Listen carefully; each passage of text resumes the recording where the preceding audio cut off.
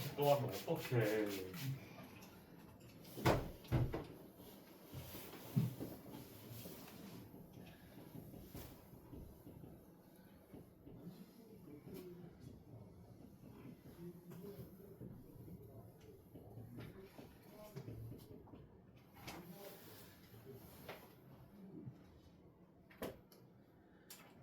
지구를 해야겠지.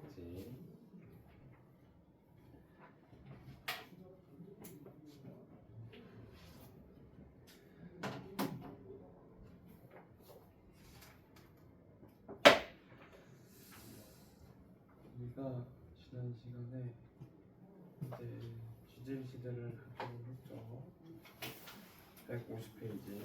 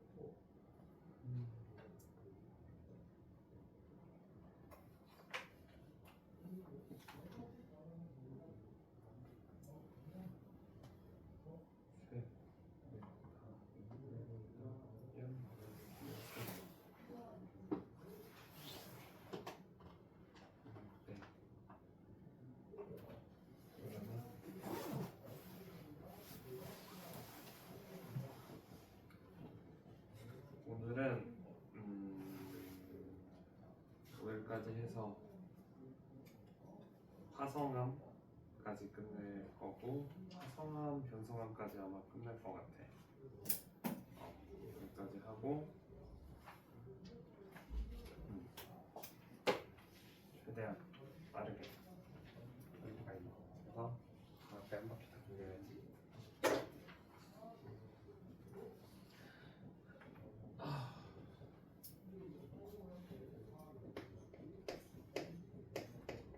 지질 시대의 환경과 동물.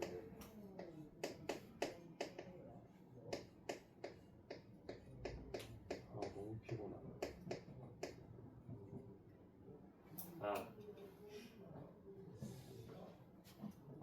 이제 오늘부터는 오늘 수업은 1시간 30분을 하고 제가 반 하고 뭐 1시간 30분이 뭐야? 나머지 1시간 반 동안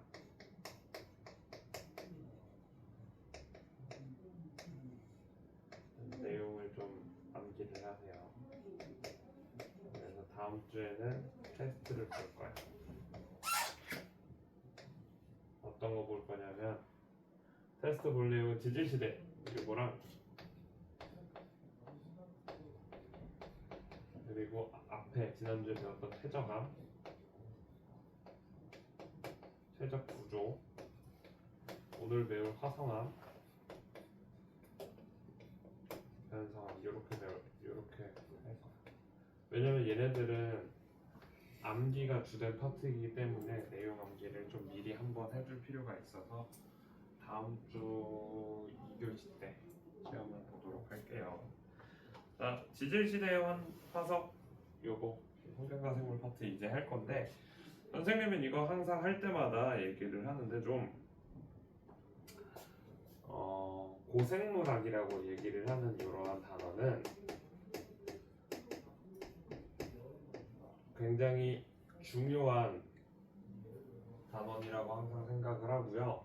그리고 얘네를 쉽게 하려면 진화에 대해서 우리가 이해를 할 필요가 있어.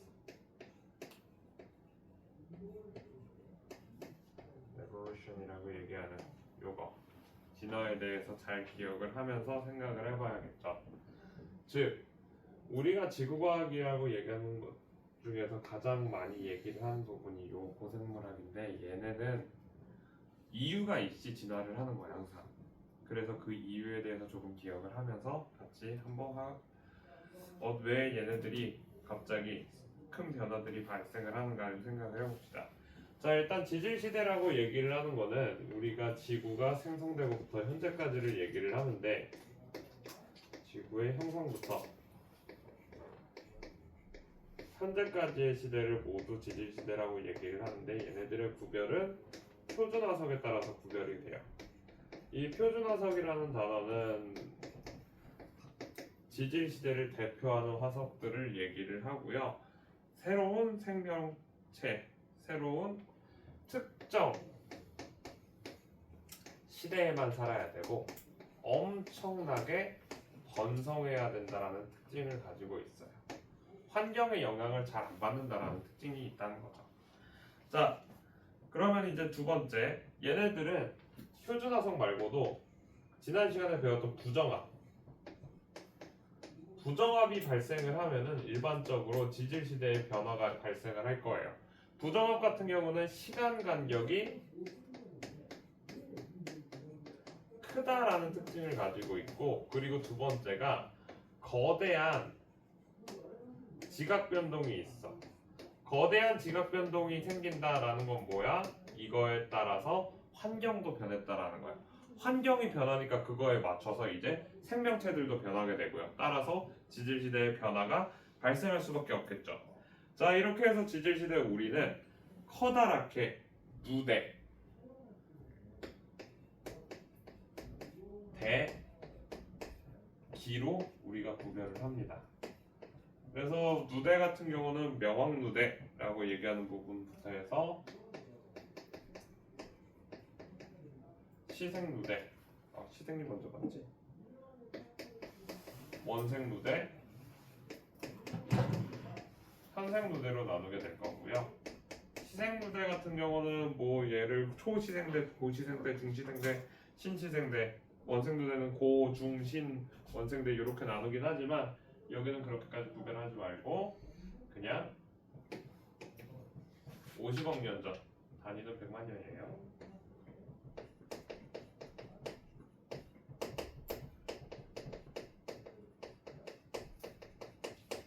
50억 년 전, 50억? 40억? 45, 40억 년 전. 그래서 원생누대 끝나는 게 25억 년. 현생누대의 시작은 5억 3,800만 년 전. 538. 이렇게 구별을 하시면 되고요. 현생누대를 이제 대로 다시 나눌 거야. 우리가 알고 있는 고중신으로. 중생대는 2억 5,100만 년으로. 신생대는 6,600만 년 전에 시작을 하게 돼서 현재까지를 얘기를 합니다. 그래서 요거를 잘 외워놔야 되겠다. 시기를 다 알아요. 그리고 나서 고생대 같은 경우는 고중신을 다시 나누면 캄브리아기,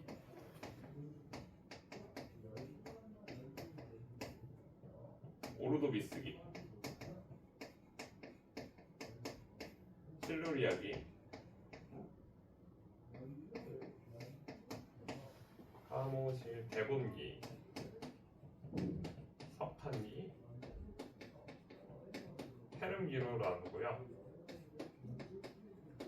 이렇게 6개 고생대 이렇게 나누고, 중생대는 얘는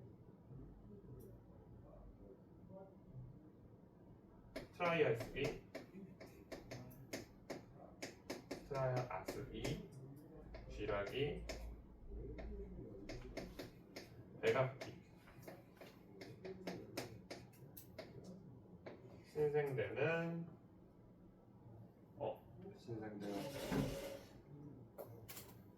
고진기, 신진기, 제사기. 신진기, 제사기로 나누게 됩니다. 그럼 얘네들을 순서를 외워놔요. 사모실대 석회 특입의 고신 제사기 이렇게 외우시면 돼요. 글자 따서. 얘는 절대 연령까지 외울 필요는 없어요. 그래서 너무 사실 선생님이 생각하기에 제일 어려운 거는 요거 이름 외우는 게 제일 어려워. 이름만 외우고 나면 그 다음부터는 이제 조금 괜찮아져.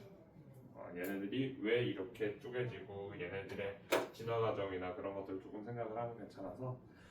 자, 일단 화석이라는 게 무엇인지부터 좀 얘기를 하면, 화석은 지질 시대에 살았던 생명체의 유해나 흔적을 우리가 암석화 작용에 의해서, 화석화 작용에 의해서 암석이 된 것을 우리가 화석이라고 얘기를 하는데요. 화석이 되기 위해서는 어떠한 몇 가지 조건이 필요한데, 첫 번째로 화석이 잘 만들어지려면 단단한 부분이 있어야지 잘 만들어져요. 단단한 부분이 없다고 하면은 얘가 빠르게 부패해서 암석이 만들어지지 않게 돼요. 좀 단단한 데가 있어야지 얘가 그 사이에 끼어가지고 흔적을 남기기가 쉽다라는 거지. 자, 그리고 두 번째, 생물체가 죽은 다음에 퇴적물에 빨리 매몰돼야 돼. 얘가 빠르게 매몰되지 않고 그대로 얘가 지면에 남아있으면은 얘가 부패되기 때문에 자기 자신의 뼈가 남아있기가 쉽지가 않아요. 그리고 두 번째, 부패뿐만 아니라 다른 생물체가 와서 그 사체를 헤집어 놓게 돼. 헤집어 놓으면은 화석이 안 되겠지.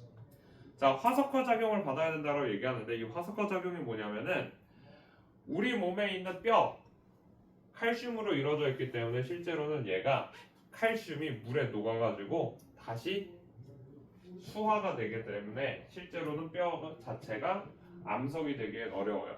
하지만 여기에 공동이 생기면은, 구멍이 생기면, 그 흔적이 남게 되면은, 혹은 아니면 그 물질이 다른 물질로 치환이 돼서 바뀌거나 아니면 다른 애들이랑 결합을 해서 완벽하게 암석이 되거나 하는 과정들을 우리가 화학적으로 변화를 일으켜서 실제 암석이 되는 작용, 얘를 우리가 화석화 작용이라고 얘기를 하는 거예요.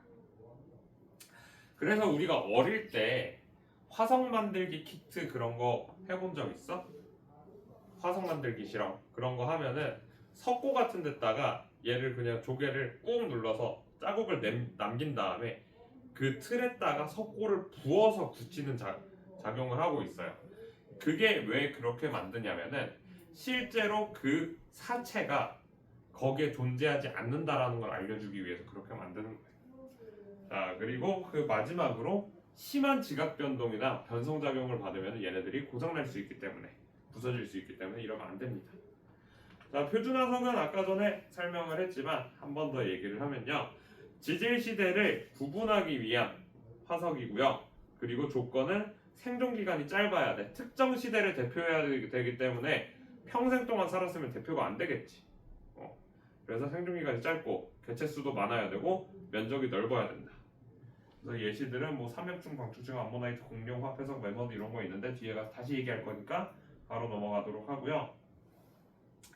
시사화석은 생물이 살았던 환경을 알려주는 화석이다. 그 밑에 산호, 수심이 얕고 따뜻한 바다, 고사리, 온난하고 다습한 육지에서 살아나가는 생명체들이죠.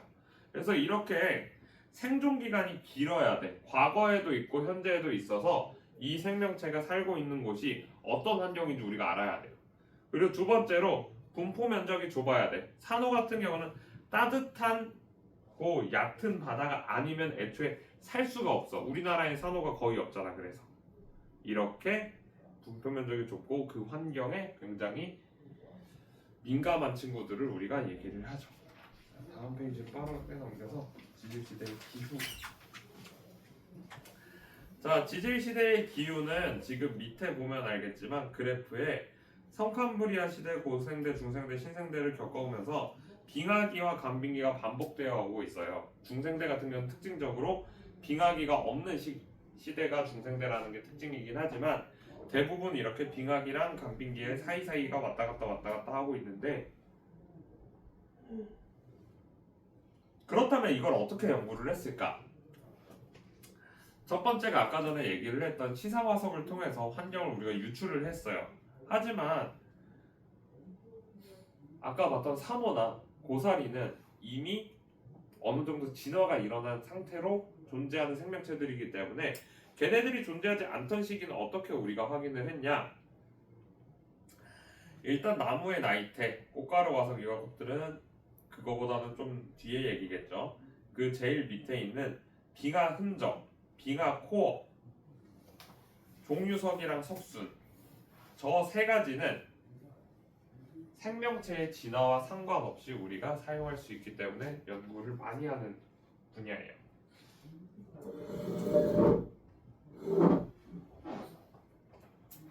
특히 이 세 가지를 이용을 해서 우리가 무엇을 알 수가 있냐면 일단 시상화석은 종유석이랑 석순을 통해서 과거의 평균 기온을 추정을 할 수가 있어. 빙하 코어 안에는 그 안에 이제 과거의 대기의 성분이 들어가 있기 때문에 그걸 통해서 이산화탄소의 양을 비교를 하고 기온, 온실기체 농도 추정을 해서 이때 당시에 기후가 어떻게 됐는지 확인을 하고요. 빙하의 흔적은 그 빙하 흔을 통해서 과거에 그 지역이 추웠을 것이다 라고 우리가 알 수가 있겠죠. 자, 나머지 것들은 한번 그냥 좀 읽어보면은 나무의 나이테가 많다, 얘가 막 좁다, 넓다 이런 거를 통해서 나무의 나이테는 1년 동안 얘가 자라는 생장 정도를 우리가 알 수가 있는데 나무가 많이 자랐어. 그럼 따뜻하고 비가 많이 오는 날씨였을 것이다. 이런 것들을 우리가 알 수가 있다는 거죠. 자, 그래서 넘어가도록 할게요. 154페이지 성경과 생물체 자, 성캄브리아 시대에는 일단 명왕누대에는 완전히 생명체가 존재하지 않던 시대가 있어요. 생명체가라고 얘기를 하면은 단세포 생명체부터 시작을 하는 거야. 단세포 생명체들도 존재하지 않던 그 과거의 시대에는 아무것도 없었냐. 땅에 그냥 땅과 바다밖에 존재하지 않았어요. 그런데 어느 순간 갑자기 번개가 내리치거나 아니면은 여기에서 심해에 있는 열수구, 뜨거운 물이 나오는 곳에서 에너지가 공급이 되면서 아미노산이랑 핵산이 합성이 되기 시작을 하는 거야. 왜냐면 대기 중에는 탄소도 있고 산소도 있고 수소도 있고 질소도 있으니까 얘네들이 결합을 해서 아미노산과 핵산으로 바뀌게 돼요. 자, 이렇게 아미노산이랑 핵산이 뭉쳐져서 이제 나중에 아주 간단한 형태의 핵도 없는 엄청나게 작은 단세포 동물로 진화를 하게 돼요. 단세포 생물로.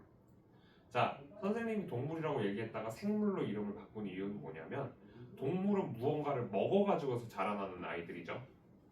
그런데 최초의 생명체가 동물이라면은 무언가 먹을 게 없기 때문에 얘는 태어나지 못했을 거야. 따라서 최초의 생명체는 동물이 아니라 식물이어야 해요. 혹은 식물처럼 광합성을 하는 특이한 형태의 생물일 필요도 있겠죠. 자, 그러한 생물이 저 남세균이라는 애야. 남세균, 사이아노박테리아라고 얘기하는 얘는 광합성을 하는 특별한 생물인데요. 얘가 스트로마톨라이트라는 사이아노박테리아의 흔적 화석을 만들었고요. 그리고 호상철광층, 즉 호상, 산화철이 많이 들어있는 철광석이 있는 층을 얘기를 하는 거예요. 이게 왜 그러냐면은 산소가 계속해서 만들어지고 있기 때문에 그 산소와 반응을 잘하는 철광석이 산화되고 그리고 나서 땅 속에 다시 쌓이게 되는 거야. 그렇게 되면은 이제 밝은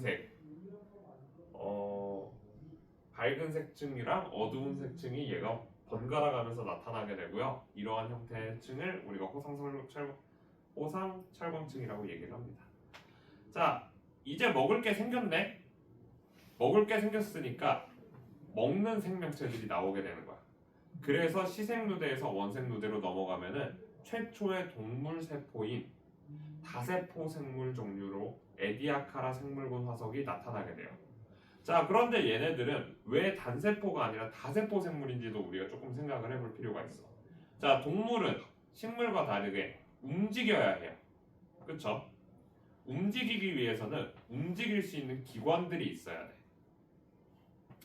물론 우리가 알고 있는 세균들 같은 경우는 단세포지만 움직일 수가 있어. 선모나 아니면 편모 같은 것들을 통해서 움직일 수가 있긴 한데 걔네들이 움직이는 속도가 굉장히 느리기 때문에 걔네들은 좀 쉽게 다른 생명체들한테 잡아먹혀요. 그래서 자기들의 역할을 분리시킨 거야. 다세포 생물은 단세포 생물이랑 다르게 얘가 움직일 수 있는 운동기관, 먹을 수 있는 섭식기관, 그리고 자기 몸을 구성을 하는 핵이 있는 다른 부분들로 이제 나누어지기 시작을 해요. 이렇게 해서 다세포 생물이 출현을 하면서 핵을 우리가 가질 수 있다라고 얘기해서 진핵 생물이 만들어지게 돼요. 자, 그래서 시생 누대에는 원핵 생물이 있었고요. 원생 누대에는 진핵 생물이 출현을 하게 된 거예요. 자, 그리고 그 밑에 초대륙 로디니아를 형성했다라고 써있죠. 원생 누대에는 로디니아가 있었어요. 초대륙이라는 건 대륙들이 하나로 뭉쳐있던 시기가 있었다라는 얘기예요. 자, 고생대로 오면은 이때부터는 이제 우리가 어느 정도 그래도 좀 친숙한 애들의 이름이 이제 나오게 될 거예요. 자, 고생대는 판게아가 이제 조금씩 모여들면서 만들어지는 시기가 고생대예요. 자, 고생대의 처음 캄브리아기에는 해양에서 무척추 동물인 삼엽충이랑 완종류들이 번성을 하게 돼. 완종류에 동그라미 치신 다음에 완종류 동그라미 치시고요. 거기에 그냥 조개라고 쓰시면 돼요. 완종류가 조개야. 캄브리아기 해양 무척추 동물인 삼엽충 완종류 등 번성해서 완종류의 조개라고 쓰시면 돼요. 자, 척추동물이랑 무척추동물 누가 조금 더 진화가 되었다? 척추가 진화가 많이 된 거다. 따라서 무척추동물인 삼엽충이나 완종류처럼 약간 딱딱한 껍데기를 가지고 있는 애들이 더 많았을 거야. 우리 같은 피부는 굉장히 하는 역할들이 많이 있잖아. 땀도 흘려보내고 또 우리 몸에 진피층, 표피층 막 이렇게 나눠가지고 우리 몸에 다른 물질들이 들어오는 걸 보호하기도 하고 엄청나게 많은 역할을 하지만 갑각류들은 그런 역할을 할 수가 없어. 겉부분을 그냥 보호하는 역할밖에 못하기 때문에 진화가 좀 덜 돼 있죠. 자, 그리고 나서 얘네들이 이제 더 진화를 하는 거야. 무척추에서 척추로 진화를 했겠네. 물속에 사는 척추동물 어류가 발생을 했다는 얘기예요. 갑주어가 출현을 하게 되죠. 자, 그런데도 아직은 진화가 덜 됐기 때문에 얘가 딱딱한 껍데기를 아직 갖고 있어. 그래서 갑옷을 입은 어류인 갑주어가 만들어지고요. 아직 비늘이 발달하지 못했어요. 자, 실루리아기에는 이제 아까 전에 얘기를 했던 필석, 산호, 완종류, 갑주어, 바다전갈, 해면류 등이 번성을 하고요. 해면류는 동그라미 친 다음에 스폰지라고 써놓으세요. 자, 실제로 해면 동물은 어떻게 생겼냐면 스펀지처럼 생겼어요. 스펀지. 인터넷에 검색을 해보시면은 그 우리가 알고 있는 그 스펀지밥 있죠? 걔랑 똑같이 생겼어. 노란색 해면 동물이 있어 실제로. 자, 그렇게 이제 바닷속에 사는 애들이 계속해서 진화를 하면서 그 안에서 엄청나게 오랜 시간 동안 지금 광합성이 일어난 거야. 언제부터 일어났어? 광합성은 시생누대, 즉 35억 년 전부터 5억 년 전까지 계속해서 꾸준히 광합성을 하고 있어. 우리가 얘기를 하는 오존이라는 것은 O3는 얘가 오존이에요. 오존은 산소 원자랑 합쳐져서 O3가 만들어지는데 따라서 얘가 일단 많아야 돼. 광합성을 많이 했기 때문에 대기 중에 풍부한 산소에 의해서 오존으로 바뀌게 되고 오존층이 생기면서 이제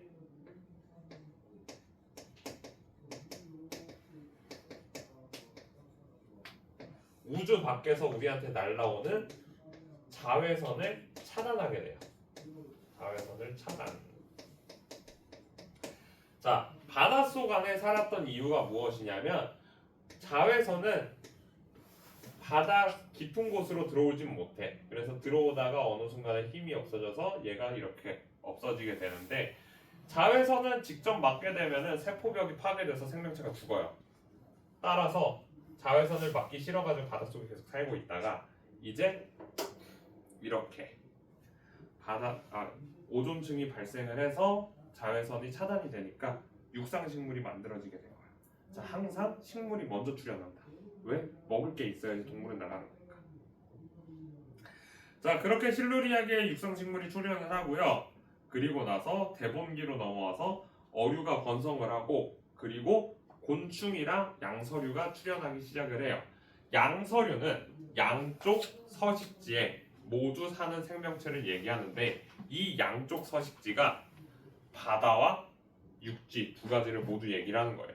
그래서 우리가 알고 있는 양서류가 누가 있다? 개구리나 도롱뇽 이런 애들이 양서류다. 자, 곤충도 이제 바깥으로 나갔죠. 자, 해양 무청추 동물들이 바깥으로 나간 게 곤충이고요. 어류가 바깥으로 나가면서 다리가 생기고 했던 게 양서류라고 생각을 해주시면 될 것 같아요. 자, 석탄기에는 방추충, 유공충, 산호, 두 종류, 완종류에서 방추충을 우리가 잘 기억하고 있어야 돼. 자, 방추충이 이렇게 만들어지면서 이제 번성을 시작을 했어요. 그리고 석탄이라는 것은 식물체, 그것도 양치식물이 땅에 대량으로 묻혀서 만들어진 화석을 얘기를 하는데 양치식물이 뭐냐면 포자로 번식하는 식물이야. 식물이라는 자고로 우리가 생각하기에 씨앗으로 번식을 한다라고 생각을 하는데 일부 식물은 포자로 번식을 해요. 그중 대표적인 게 고사리야. 양치식물은 고사리 같은 애들을 얘기하는 거예요. 자, 그런데 거대한 삼림이라고 했으니까 엄청 큰 고사리야 얘는. 그리고 이제 육지에 먹을 게 많아졌잖아. 그러면 굳이 양쪽 서식지에서 다 살 필요가 없겠죠. 육지에서만 사는 생물인 곤충과 곤충이 번성을 하고요. 그리고 나서 이제 파충류가 출현을 하게 된 거야. 자, 그런데 파충류는 아직 여기에서 번성할 수 없어. 왜냐면은 파충류 같은 경우는 냉열 동물이에요. 냉열 동물의 특징은 뭐야? 따뜻한 햇빛을 많이 받아야 돼. 그런데 이때 기후가 한랭했어. 조금 추우니까 일단 진화를 해서 얘네들이 만들어지긴 했는데 번성하기엔 조금 이른 시기였어요. 자, 페름기에 오니까 이제 씨앗이 처음 만들어지게 돼. 겉씨 식물이 출현을 하고요. 그리고 페름기 말에 고생대 말기에 판게아가 만들어졌다고 하지.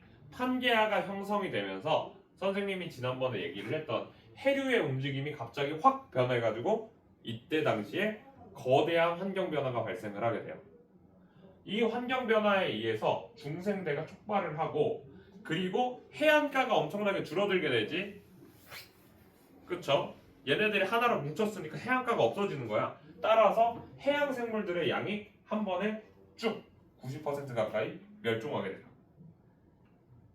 그래서 깊은 바다에 사는 생명체들은 살아남았지만 얕은 바다에 사는 애들은 거의 멸종을 한 위기가 이제 찾아오게 되죠.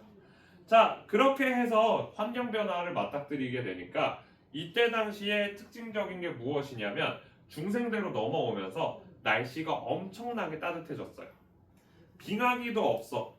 그러다 보니까 아까 전에 얘기를 했던 파충류, 따뜻한 기후에서 살기 좋은 애, 걔네들이 점점 거대화되는 거야. 곤충도 마찬가지야. 곤충도 자기 몸의 체온을 조절할 수가 없기 때문에 얘도 차가운 곳보다는 따뜻한 곳이 더 좋아. 그래서 따뜻한 곳에서 갑자기 엄청나게 거대화되는 거야.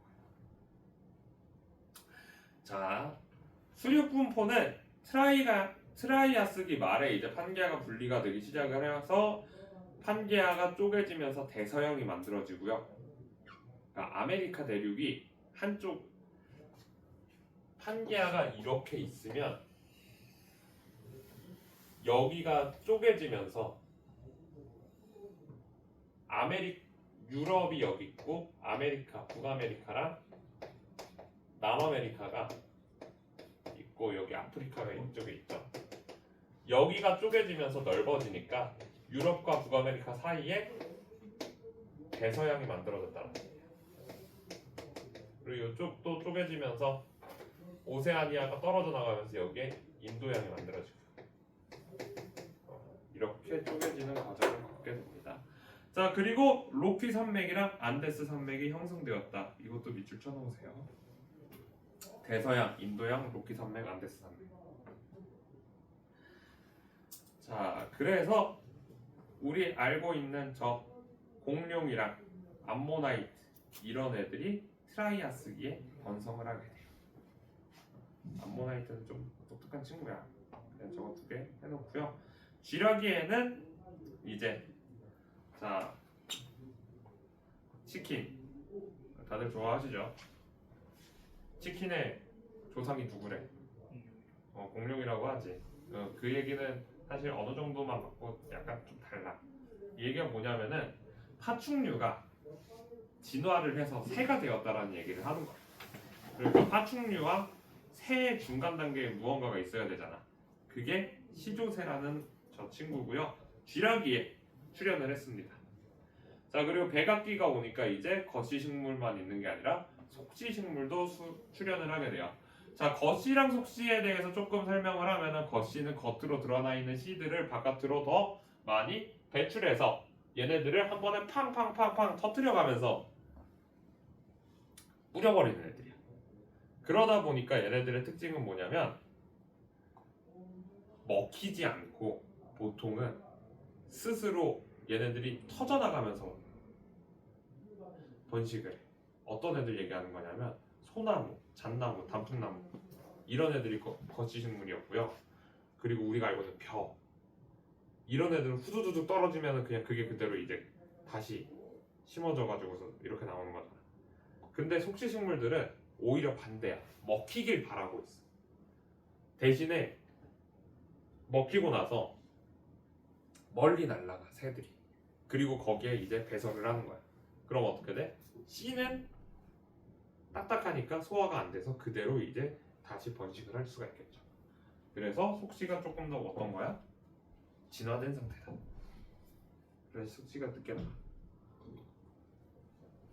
자, 그리고 백악기 말에 이제 영장류가 출현을 하게 되죠. 영장류는 뭐야? 원숭이, 사람 이런 애들을 얘기를 하지.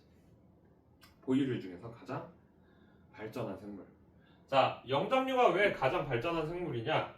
이제 두 손이라는 게 발생을 했잖아.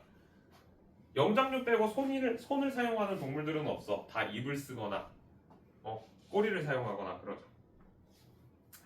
자, 신생대의 환경과 생물로 이제 넘어오게 되면은 신생대는 고진기와 신진기에는 대체로 온난했으나 이제 사기로 넘어오면서 현재 시대로 오면서 이제 빙하기랑 간빙기가 왔다 갔다 하면서 얘가 추웠다 더웠다 해요.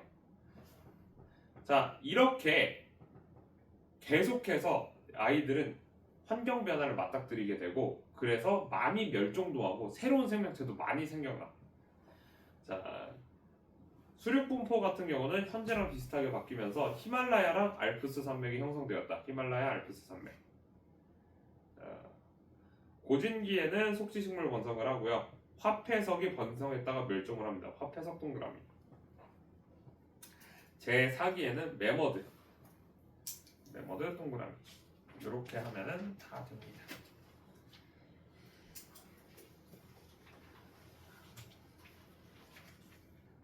내용이 많지 해야 될 게. 자, 156쪽에 제일 위에 있는 지질시대의 생물 대멸종 여기 볼 건데 왜 멸종했는지가 중요하긴 해요 원래는. 근데 요즘에는 좀 많이 달라져서. 자, 고생대 말에는 최대 규모의 생물 대멸종이 있었어요. 이게 판게아 형성 때문이다 라는 거 잘 알고 계시면 되고요. 중생대 말에는 두 번째로 큰 생물 대멸종이 일어났는데 그때는 유성체 충돌, 운석 충돌이라고 생각하면 돼. 그래서 그 두 가지 잘 기억하고 계시면 돼요. 그래서 5분만 쉬었다가 뒤에 거 이제 암석 파트를 바로 나가도록 할게요. 물 좀 더 78쪽.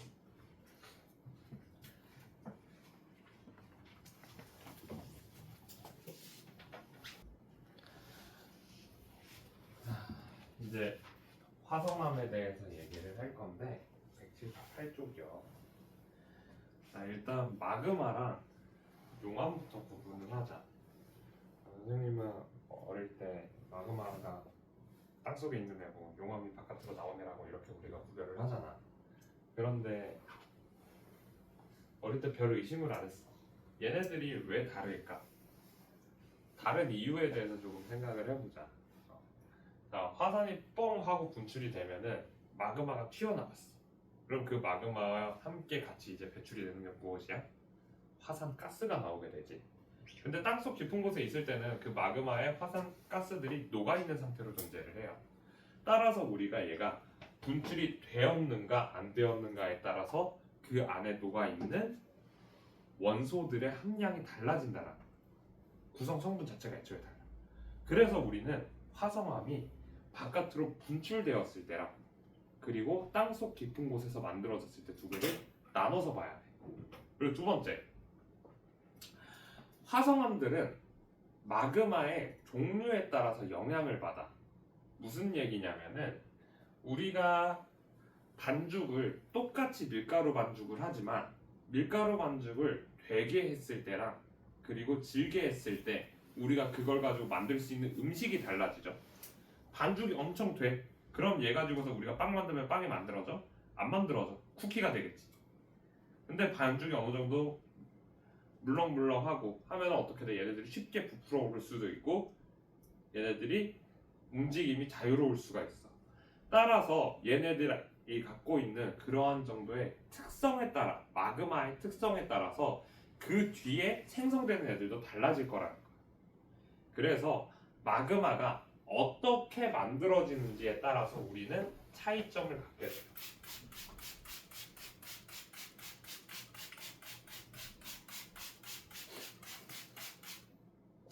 마그마라는 거는 기본적으로 암석이 녹아서 용융되어 있는 상태를 우리가 마그마라고 얘기를 하고 있어요. 자, 땅속 깊은 곳에서 마그마가 녹으려면은 우리가 생각하기에 너무 뜨거우니까 얘가 녹았나 보다 라고 생각을 할 수도 있지만 우리 이제 고등학생이니까 생각을 조금 달리 해야 돼. 우리가 어떤 것이 녹는다라는 것은 다양한 원인에 의해서 변화될 수가 있어. 자, 이거에 대해 조금 설명을 할게요. 융해된다 라고 얘기하는 용융이라는 상태는 녹는 전보다 내 현재 온도가 높은 상태를 얘기해. 그쵸? 그러면 녹는 점은 왜 바뀔까도 생각을 해야 돼. 왜 글씨가 안 써져? 왜 뭐라고 쓴 거야 이거? 왜 바뀌는가? 자, 녹는 점이 변하는 거는 우리가 몇 가지 알고 있어. 어떤 거 알 수 있냐면 압력에 의해서 변할 거고요. 그리고 불순물의 포함이에요. 이거는 이제 조금만 설명을 할 거야. 자, 우리가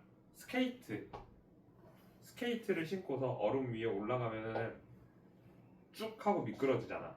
왜 미끄러지냐면 압력이 높아지면 압력의 변화에 따라서 녹는 점이 달라지기 때문에 순간적으로 얘가 녹았어. 그래서 미끄러지게 되는 거고. 불순물, 우리 겨울철에 바닥에다 못 뿌려놔. 염화칼슘? 염화칼슘 뿌려놓자. 이 염화칼슘을 뿌리니까 녹는 점이 낮아져서 더 쉽게 녹았다고. 자, 압력은 높으면 녹는 점이 낮아져요. 자, 고체라는 거는 원자들이 이렇게 단단하게 뭉쳐져 있는 상태를 우리가 고체라고 얘기를 해. 그런데 압력이 위에서 아래로 더 세게 꾹 누르면은 얘네들이 풀어져서 액체가 되기가 쉽다 어렵다? 어려워졌다라는 거야. 따라서 우리가 압력을 떨어뜨려 줄 거야. 내릴 거야, 압력을. 그러면은 녹는 점도 내려간다라는 거야. 그래서 나는 내 현재 온도는 여기였는데 과거에는 녹는 점이 여기였다가 압력이 줄어드니까 내 현재 온도보다 녹는 점이 떨어지게 됐어. 그러면 난 이제 뭐가 됐다? 내가 마그마로 변한다. 자, 이러한 과정이 언제 일어나냐면 땅속 깊은 곳에 묻혀져 있던 암석이 땅 위로 올라가고 있는 상태야. 그럼 땅 위로 올라가면 올라갈수록 내 머리 위에 있는 애들이 줄어드니까 나는 압력이 낮아지겠죠. 압력이 낮아지니까 녹는 점도 낮아지고 어느 순간에 이 상승에 의해서 얘가 마그마로 변한다. 이게 그래프상에서 봤을 때 2번 과정이에요. 2번 과정이에요. 그래프. 2번 과정. 자, 3번 과정은 얘는 불순물이 들어간 거야. 불순물이 포함되면은 녹는 점이 하강한다고 해요. 그래서 이 불순물이 뭐냐? 해수예요. 해수. 바닷물. 자, 1번은 뭐야? 그냥 가열이야. 자, 그렇게 해서 1번 과정으로 만들어진 애는 유문암질 마그마가 만들어지고요. 이것도 이따 설명할 거야. 2번이랑 3번 과정으로 만들어진 애들은 다 현무암질 마그마예요.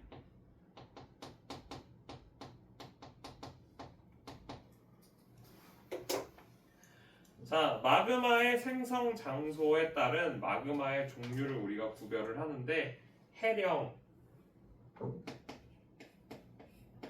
해령과 열점, 여기는 멘틀이 상승하는 부분이야. 우리 1학년 때 배웠죠? 멘틀이 상승하는 부분이라고 얘기를 해서 여기는 상승이니까 뭐야? 2번 과정. 얘네는 현무암질 마그마가 만들어져.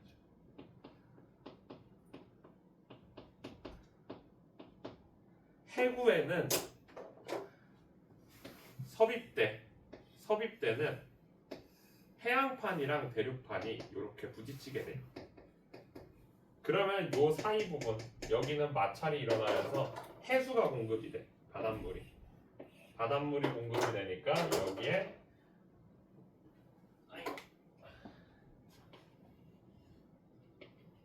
현무암질 마그마가 처음에 만들어져. 이 현무암질 마그마가 위로 올라와서 대륙 지각을 막 가열을 시켜. 그러면 가열돼서 얘가 녹겠지.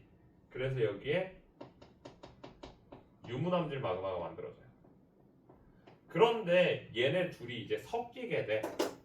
그래서 섞여서 위로 올라가는 애들이 있는데 이 올라가는 애들은 안산암질 마그마라고 해요. 자, 지금 선생님이 계속 현무암, 유문암, 안산암 막 이런 얘기를 하고 있는데 이거는 오른쪽 아래 화학 조성과 조직에 따른 화성암의 비율을 보고서 설명을 할게요. 자, SiO2 산화규소의 함량에 따라서 우리는 화산암 바깥으로 분출된 애예요. 화산은 뻥 터진 거니까 분출된 애. 얘네들을 우리가 현무암, 안산암, 유문암이라고 얘기를 합니다. 그 중에서 현무암은 SiO2 함량이 제일 적은 아이예요. 자, 현무암 어디에 많이 있는지 기억을 해보면은 우리 제주도에 현무암이 많다라는 거 알고 있어. 제주도는 섬의 모양이 이런 식으로 생겼죠. 굉장히 넓게 생겼어. SiO2는 우리가 알고 있는 규산염 사면체를 만드는 기본 구조예요. 규산염 사면체들을 만든다라는 건 얘네들이 단단하게 결합을 한다는 건데 SiO2가 적으니까 얘가 단단하게 결합을 못하고 그래서 이렇게 넓게 흘러간 거야. 그래서 제주도, 즉 현무암은 구멍이 뚫려 있는 이유가 얘네가 얼기설기 있기 때문에 여기에서 가스들이 빠르게 방출됐고 그거에 대한 구멍이 뚫려 있는 거고요. 그리고 또 얘네들이 넓게 퍼지게 돼서 점성도 약하다라는 특징을 가지고 있는데 그게 SiO2가 적은 현무암질 마그마다.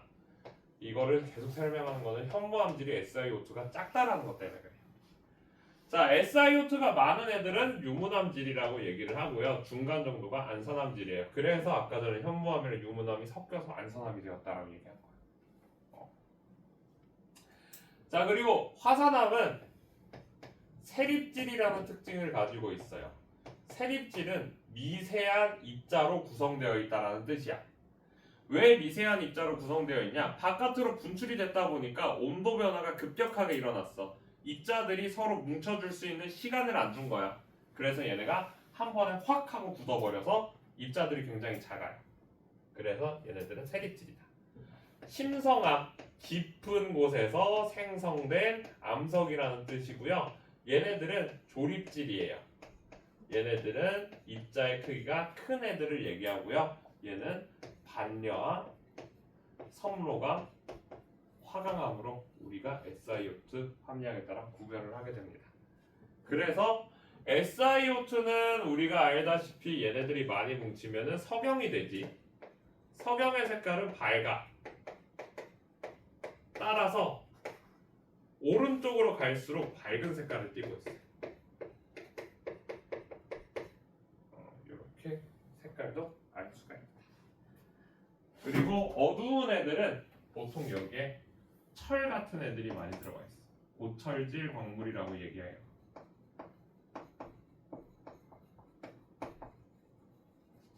이렇게 얘기합니다. 유색 광물, 고철질. 뭐 SiO2의 함량이 적으면 얘가 염기성암, 얘는 뭐 중성암, 얘는 산성암 이렇게 구별을 하기도 해요. 이거는 그냥 지들 멋대로 넣어둔 단어예요. 그래서 이번에도 쭉 한 장 넘어가면은 화성암에 따라서 만들어진 지질 구조가 나와 있네. 180페이지. 자, 전리, 주상전리와 판성전리가 있는데 주상전리 같은 경우는 마그마가 외부로 분출돼서 용암이 되었을 때 얘가 굳어가면서 쪼개지는 형태를 우리가 주상전리라고 얘기를 하고요. 판상전리는 심성암이 외부로 드러나면서 압력이 줄어드니까 얘네들이 쪼개지는 거야. 부피가 팽창을 하면서 얘네들이 판 형태로 쪼개진 걸 우리가 판상전리라고 얘기합니다. 관입은 지난번에 설명을 했다시피 마그마가 사이로 끼어 들어가는 거예요. 암맥과 암상이라는 단어가 나눠져 있는데 암상은 평행하게 층과 층 사이로 끼어 들어간 게 암상이고요. 암맥은 뚫고 올라가는 거, 수직으로 관입하고 있는 거를 암맥이라고 얘기를 해요.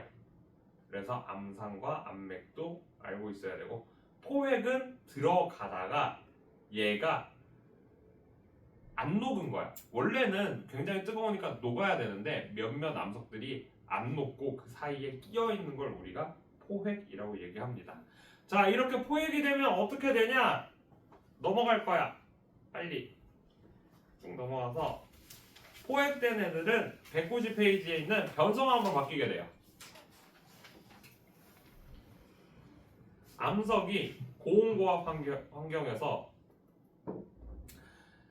더 뜨겁고 더 큰 압력을 받게 되니까 내부에 있는 광물의 구조가 달라지게 돼. 녹았다가 다시 재결정화되는 과정이에요. 자, 왼편에 보면은 온도와 압력에 따른 변성작용이라고 나와 있잖아. 온도가 높아지면은 광물이 재결정 작용을 거쳐서 새로운 광물을 만들 수도 있고요. 압력이 세지면은 얘가 암석의 조직의 형태가 달라지는 거야. 무슨 얘기냐면은 지금 얘를 이렇게 꽉 누르면 얘네가 이렇게 펴진다는 거야. 이런 식으로 광물들이 이렇게 펴진 거야. 그러면은 왼쪽에 있는 1번이랑 2번은 같은 성질을 가질 수가 없겠지. 왜? 얘네는 일자로 생겼으니까 이쪽으로 해서 더 떼어내기 쉬울 수도 있고 그런 차이들이 생길 수가 있다라는 거예요. 그래서 이런 것들 때문에 우리가 변성암들은 다 다른 특징을 가지고 있어요. 자, 본문으로 다시 넘어와서 변성작용이 일어나는 이유 자체는 무엇이다? 온도가 올라가서, 그거는 화산지대에서 많이 일어나는 거겠죠. 온도와 압력이 다 일어나서, 이거는 조산운동, 판과 판이 서로 부딪힐 때 넓은 영역에서 일어나는 형태다. 자, 그래서 재결정 작용과 염리라고 얘기하는 것은, 염리가 아까 전에 선생님이 얘기를 했던 얘가 쭉 압력에 따라서 이렇게 찌그러지는 걸 얘기하고요.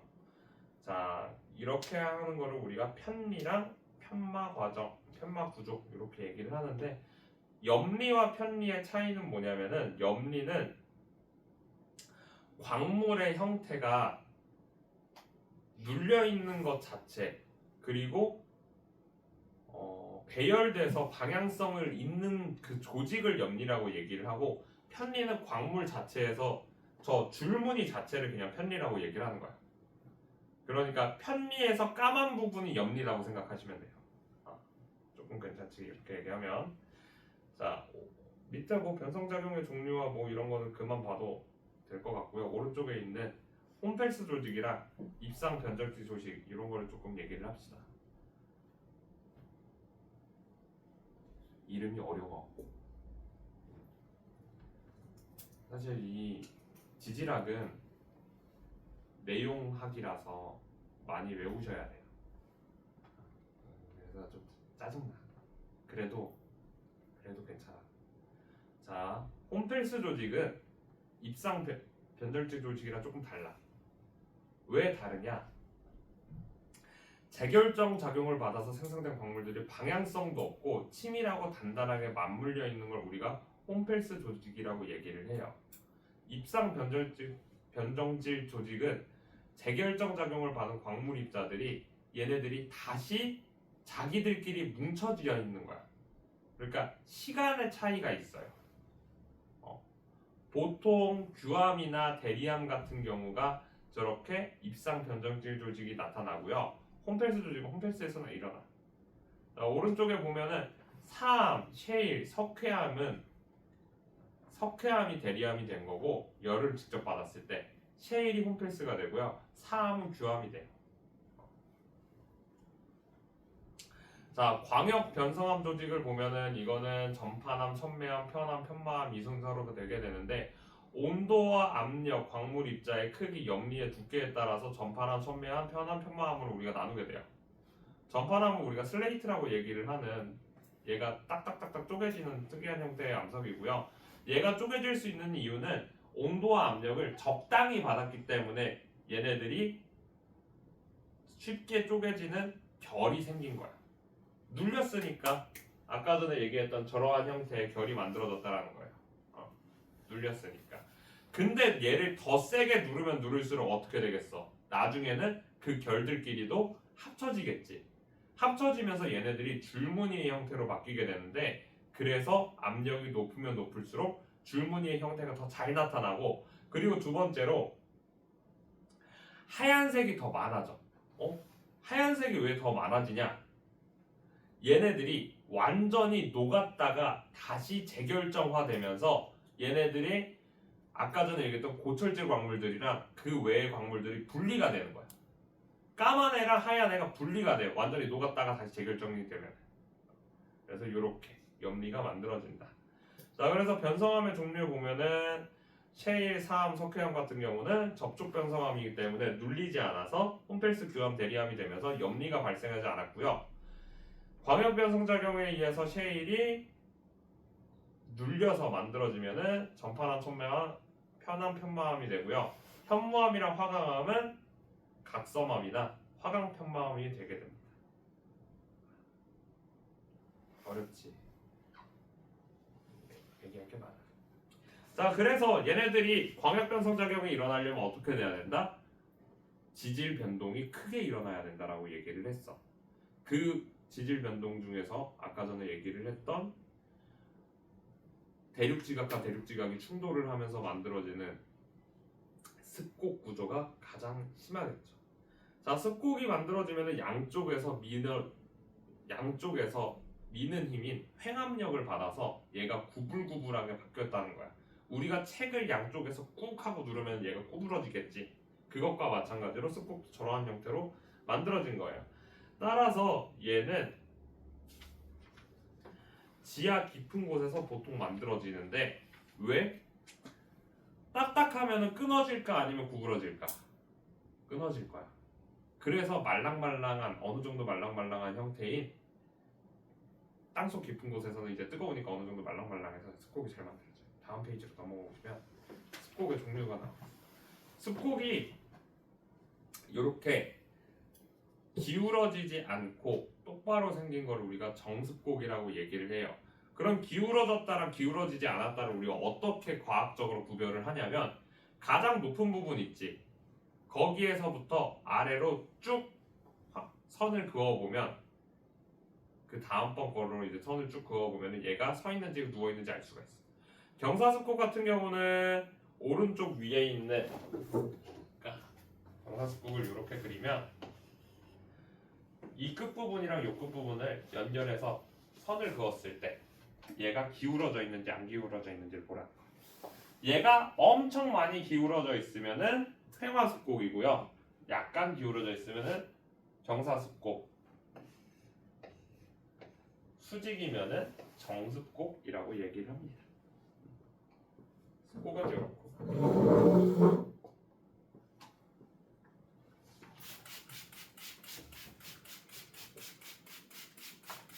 얘가 구부러지는 게 아니라 이제 쪼개질 때도 있다 그랬지.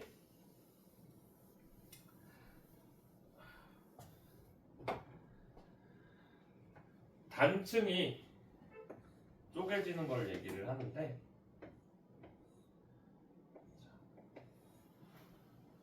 얘를 보면은 자 요렇게 단층 면이 있어. 단층 면에 아래쪽에 있는 애가 A니 B니 요 말 자체가 어려워.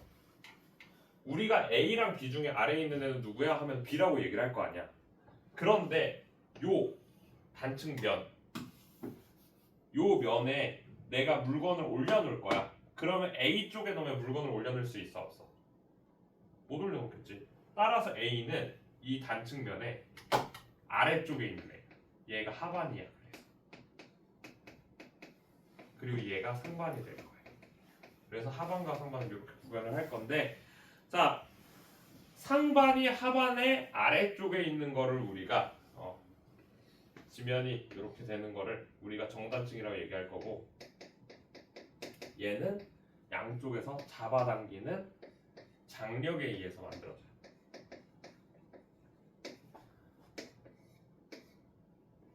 그럼 반대도 있겠지.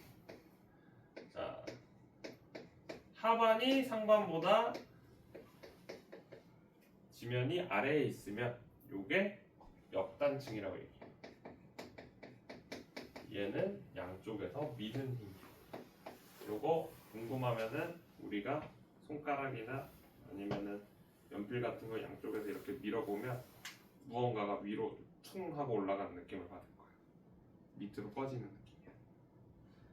자, 주양 이동 단층은 얘네들이 그냥 서로 반대 방향으로 이동하는 경우들이 있어요. 그래서 어디에서 많이 만들어지냐면 얘네들은 해령에서 만들어지고 얘네들은 해구에서 만들어져.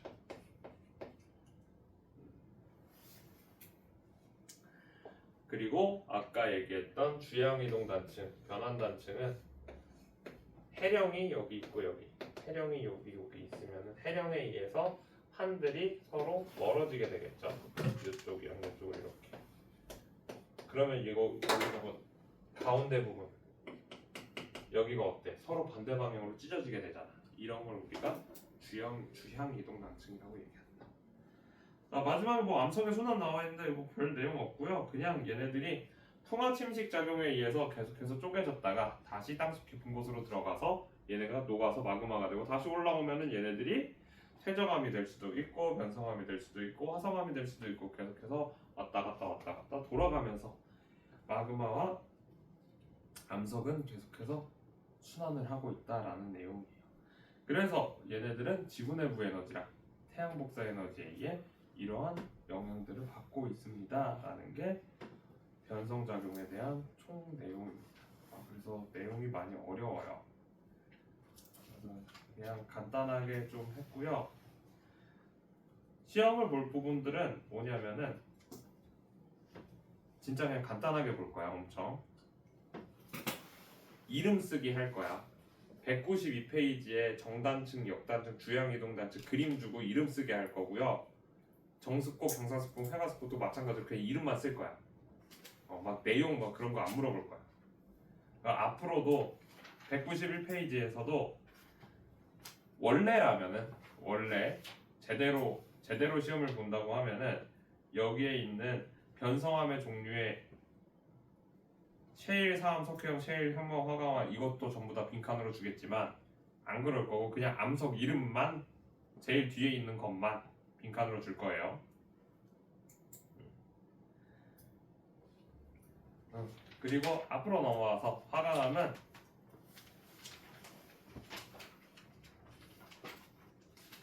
화성암과 지질구조에서는 암상이랑 암맥 구별하는 거 빈칸 채우기 줄 거야. 그림 보여주고 그냥 암상, 암맥 그냥 그 네모칸 쳐놓을 거야. 어렵지 않아. 그 주상절리, 판상절리도 그림 주고서 이름 쓰게 할 거고 179쪽에 있는 거 암석 이름 6개 178쪽에 그 온도 상승, 압력 감소, 물의 공급에 어떤 마그마가 만들어지는지 물어볼 거예요. 어떤 마그마가 만들어지는지.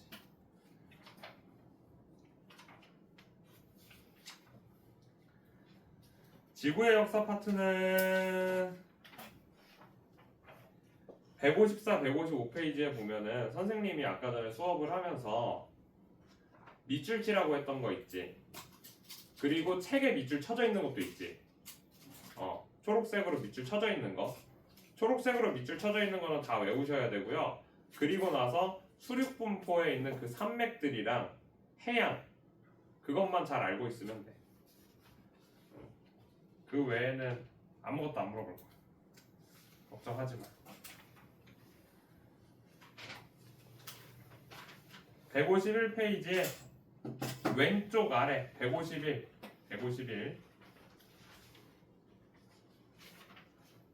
왼쪽 아래 구석에 보면 표준화석과 시상화석 그래프 있지. 그거 그대로 해서 빈칸으로 이름만 물어볼 거야.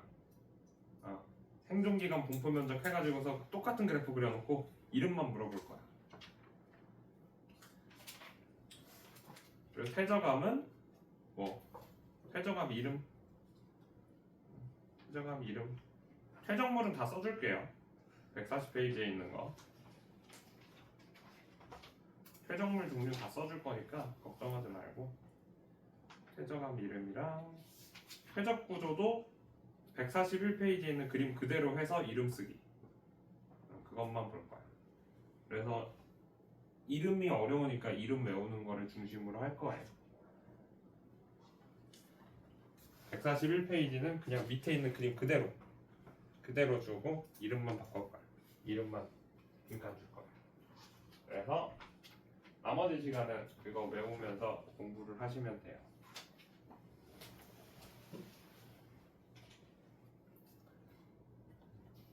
그러면 시험지를 만들겠어요.